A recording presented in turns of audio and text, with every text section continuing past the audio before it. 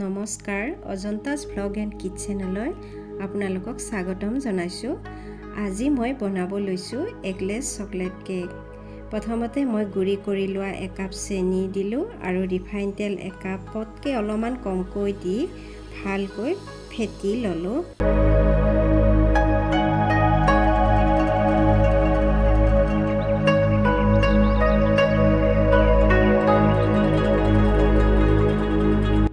এফালে এটা পাত্ৰত এখন চালনী দি তাতে মই ময়দা 2 কাপ দিলোঁ।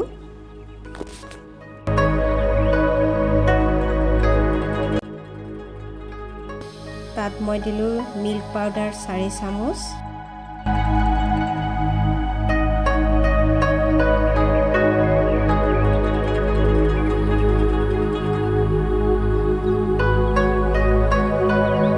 বেকিং পাউডাৰ 1 চামুচ দিলোঁ, বেকিং সোডা আধা চামুচ দিলোঁ,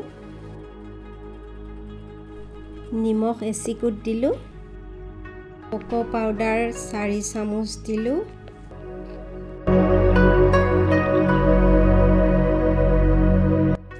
আৰু গোটেইখিনি একেলগে চালি লৈ বেটাৰটোত ঢালি দিলোঁ।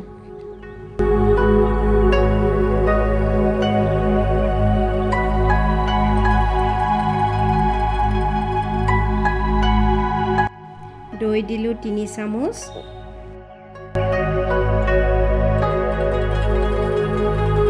তাৰ পিছত গাখীৰ 1 কাপ লৈ অলপ অলপকৈ মই দিলোঁ, দি মিক্স কৰি ল'লোঁ।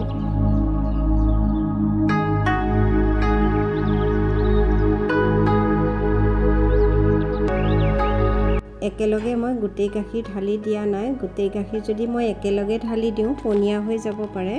আপোনালোকে কেক বনালে অলপ অলপকৈ গাখীৰটো মিক্স কৰি ল'ব।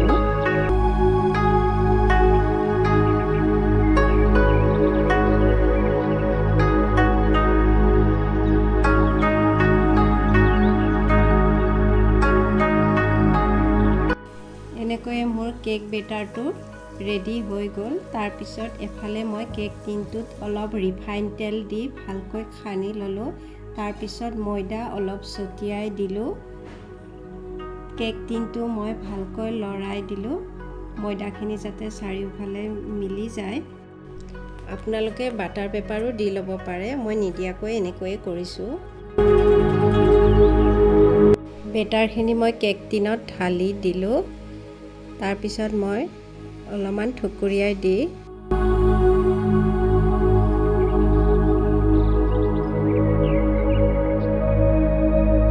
এফালে মই কেৰাহী এটা প্ৰিহিট কৰি লৈছোঁ। তাতে মই এখন প্লেট দিলোঁ, আপোনালোকে ষ্টেণ্ড এডালো দিব পাৰে। কেক টিনটো বহাই দিলোঁ আৰু ঢাকোনখন মাৰি দিলোঁ, গেছটো কমাই দিলোঁ। কেকটো হ'বলৈ প্ৰায় 45 মিনিট সময় লাগিব। কেকটো হৈ গ'ল। কেকটো মোৰ ধুনীয়া স্পঞ্জি হৈছে।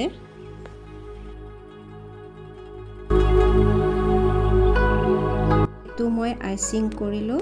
তাতে লেয়াৰ ৱাইজ মই চুগাৰ চিৰাপ, ক্ৰীম দিলোঁ, চকলেট চিৰাপ, ডাৰ্ক চকলেট দি ক্ৰীমখিনি দি মই ভালকৈ মিলাই ল'লোঁ। এনেকৈয়ে মোৰ এগলেছ চকলেট কেক ৰেডি হৈ গ'ল।